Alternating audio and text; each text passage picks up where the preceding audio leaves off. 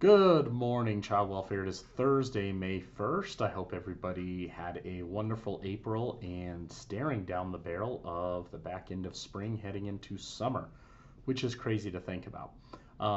Just a couple of items. First and foremost, I want to thank those staff that have been coming to the rewards and recognition meetings. We've had two of them so far this week. We have another one set for today at 11 in 1060, and I believe we have a virtual option set for Friday. I encourage all staff to come so that you can kind of hear the philosophy behind the change. And the most important is to ask any questions that you might have so that we have an opportunity to answer some of those questions. And to be honest, some questions we don't have an answer to as we're still in the infancy stage of getting this rolled out.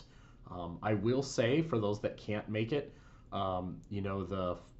the primary philosophy around the outlook of the reward and recognition program is based on the value of balance and making sure that staff have the opportunity to achieve balance through being recognized and obtaining rewards, whether it be an admin day or some other type of reward that can help with the value of balance. And if during the time of this transition and into the new program, if you feel like you're unable to achieve balance like you've had in the past, I highly encourage you to have that conversation with your supervisor and manager.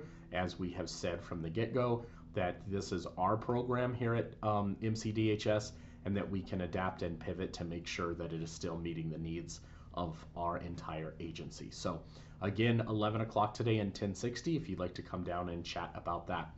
The other item is just wanted to follow up on an email that I sent last Friday, just in regards to some of the items that we're looking at with some of our high-level reviews, and just wanted to summarize some of those things. Again, in red teams, not attaching FARs to FARs.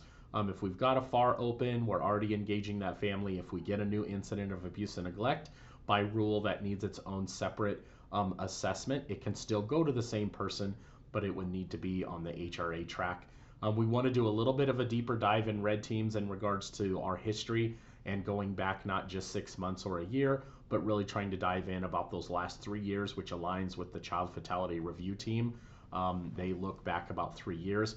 And the next level of history is really looking for patterns. So what kind of patterns are we seeing in our history with families, whether it's engagement, acts of violence, criminal history, and how all of those patterns relate to risk of abuse and neglect in regards to the allegations that we are staffing in those red teams.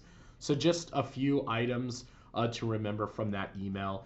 We're going to continue to work in leadership and come to team meetings and really talk about really laser focusing our practice in and around the safety and risk assessment, and some trainings will be coming our way around that, but really getting really good on our floor in regards to how we are looking at safety and risk and how engagement plays into that, but making sure that we keep safety right in the forefront of all the practice that we do, no matter what team you sit on here in child welfare.